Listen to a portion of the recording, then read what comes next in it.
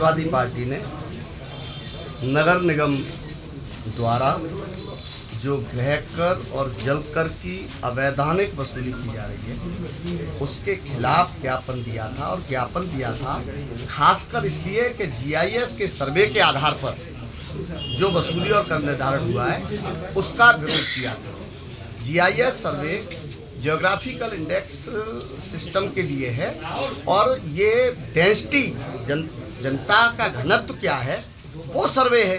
उससे आप मकान का असेसमेंट कैसे कर देंगे? किसके घर में 3 कमरे हैं, 13 कमरे हैं? ये सर्वे ये सर्वे नहीं है।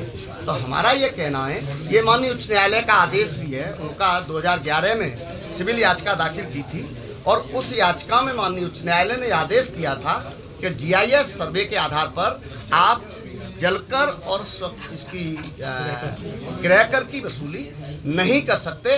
आपको भवन पर का नंबर आवंटित करना पड़ेगा।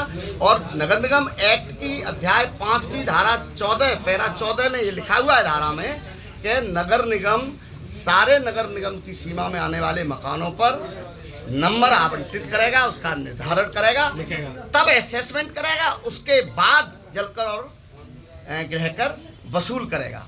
एक बात और कहना चाहते हैं यहाँ पे जो हमने इसमें ज्ञापन में मांग की है कि 2014-15 में इन्होंने स्वकर निर्धारण प्रणाली के लिए वो किया था और उसके तहत हजारों लोगों ने स्वकर निर्धारण करके वो जमा करवा दिया था। और आज इनको फिर लगा कि पैसे की वसूली और हो सकती है, तो उसे जो स्वकर निर्धारण प्रणाली के तहत जमा कर चुके हैं उसका दोबारा निर्धारण करके उस पर 12 से 24% ब्याज लगाकर उस पर दोबारा वसूली करने का काम कर रहे हैं।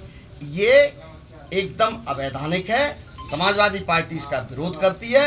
एक बात और कहना चाहते हैं कि जिन लोगों ने पैसा जमा भी किया है नगर निगम में जलकर और गृह कर में, वो नगर निगम की फाइलों में वहाँ पर नहीं है। तो हम ये भी कहना चाहते हैं कि ऐसा लगता है कि कोई नगर निगम का रैकेट, कोई गिरोह अवैधानिक तौर पर भी वसूली कर रहा है कि लोगों के हाथ में रसीद है लेकिन वो नगर निगम में दर्ज नहीं है।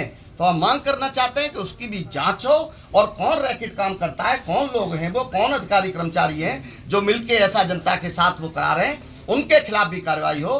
तो हम सिर्फ ये कहना चाहते हैं कि जीआईएस सर्वे के आधार पर सर्वे न हो। नगर निगम बाकायदा जो उसके एक्ट में प्रावधान है, जो सही प्रावधान है, जो वैधानिक प्रावधान है कि मकानों का उनका नंबर अलॉट कराए, उसका असेसमेंट करे और फिर लोगों से जलकर और गृह कर वसूले। समाजवादी पार्टी को कोई ऐतराज नहीं है, लेकिन जीआईएस सर्वे के आधार पर अगर ये उसका निर्धारण करेंगे, वसूली अवैध करने की कोशिश करेंगे, तो समाजवादी पार्टी यहाँ विरोध दर्ज कराने आई है और आगे भी इस पर विरोध करेगी।